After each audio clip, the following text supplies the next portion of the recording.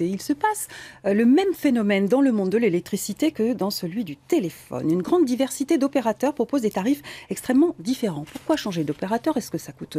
quel est l'intérêt financier en tout cas? Eh bien, Éric de Horter va nous le dire, nous éclairer sur cette question. Mais tout de suite, on va partir dans une famille qui a choisi l'énergie verte, quitte à la payer plus cher. Regardez. Dans cette maison, la famille a quitté EDF au profit d'un concurrent plus vert. L'électricité qu'il fournit n'est pas d'origine nucléaire, mais provient de ressources 100% renouvelables, comme l'hydraulique, l'éolien, le photovoltaïque ou la biomasse.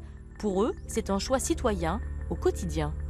Le tarif est un petit peu plus élevé que chez EDF, environ on va dire entre 10 et 15%.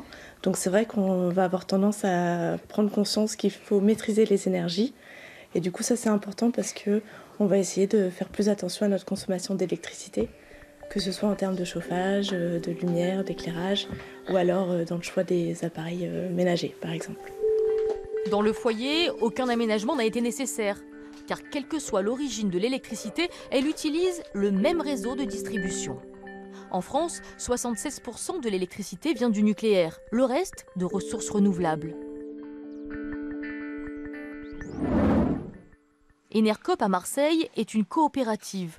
Tout le monde peut devenir sociétaire de cette entreprise.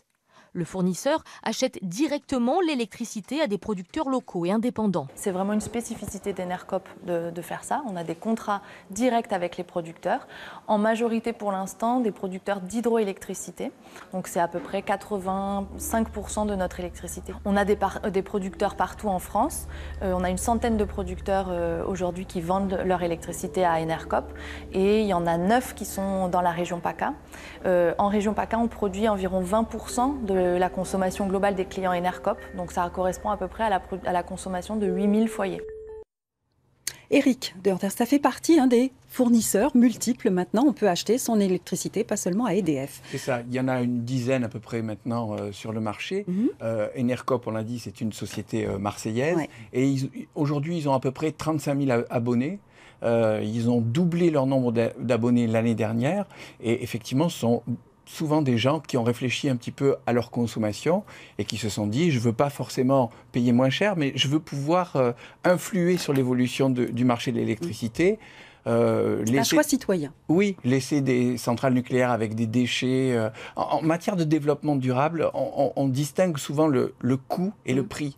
Si je vous donne de la nourriture à bas prix, mais que vous tombez malade d'un cancer dans quelques années, vous ne faites pas d'économie en réalité, ça va coûter très cher. Là, c'est un peu pareil. Ce sont des gens qui se disent, finalement, dans l'électricité, on n'intègre pas le coût des démantèlements des centrales, des déchets qu'il va falloir surveiller pendant des centaines de milliers d'années.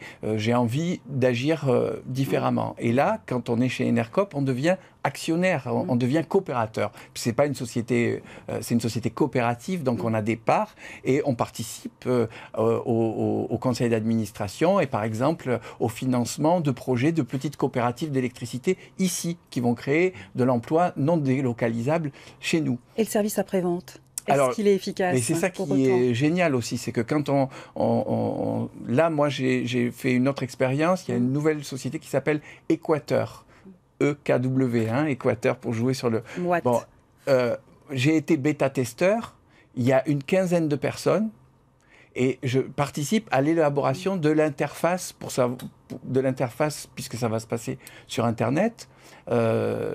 Et donc j'ai les gens au téléphone, c'est pas taper temps, étoile, 2, 3 et puis... Oui, mais enfin vous êtes dépanné ou pas? Parce que quand même EDF c'est 7 jours sur 7, jour et nuit, 24 heures sur 24. Ce qui est intéressant de savoir, c'est que de toute façon l'acheminement de l'électricité et du gaz ne change pas. C'est toujours Enedis pour l'électricité, l'ancien ERDF, et c'est toujours GRDF pour le gaz. Donc si vous voulez, les rails sont les mêmes, c'est simplement que maintenant vous avez la possibilité de choisir de prendre un train ou un autre. C'est pas plus compliqué que ça. On voit les éoliennes là, donc ça c'est du développement durable. Il faut reparler donc de l'énergie. L'énergie verte, c'est quoi précisément? Alors c'est de l'énergie qui est renouvelable. Oui. Voilà. Alors elle vient d'où? Donc soit de l'éolien, soit alors le photovoltaïque il y a eu un peu une bulle spéculative pendant un moment, et du coup, ça n'a pas bonne réputation. En réalité, c'est faux. Par rapport à il y a 5 ans, un panneau solaire qui coûtait 1 000 €, aujourd'hui, il en coûte 100. Donc, avec des aides de l'État en plus. Non, justement, c'est terminé les aides de l'État. Le marché a trouvé son propre équilibre et sa propre rentabilité maintenant.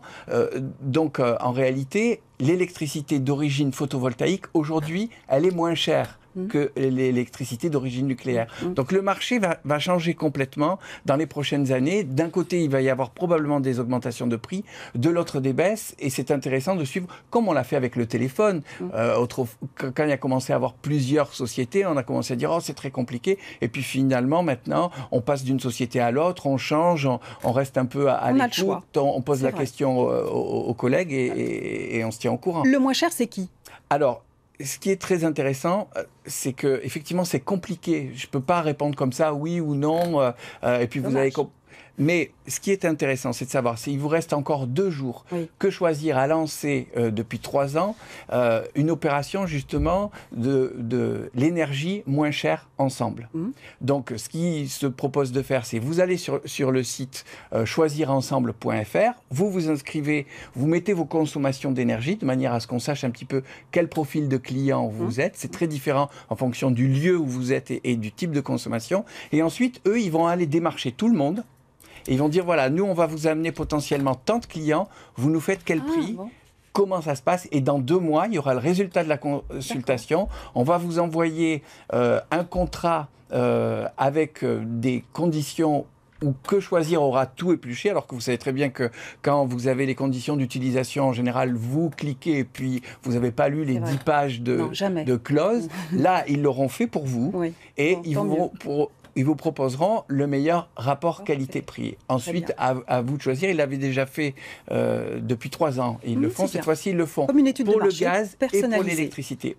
Et puis après, vous pouvez vous-même, il y a plein de sites internet qui vous proposent de calculer, de faire des simulations. Parce qu'effectivement, aujourd'hui, on ne peut pas répondre de manière brute comme ça. Qu'est-ce qui est le moins cher? Tout dépend de votre situation. Merci quand même. Il faut savoir aussi, je m'étais renseignée avant que vous ne veniez, qu'EDF est quand même le fournisseur historique qui inclut depuis longtemps une proportion importante d'énergie, d'électricité issue d'énergie renouvelable. Merci. 25%. Bravo, il le savait.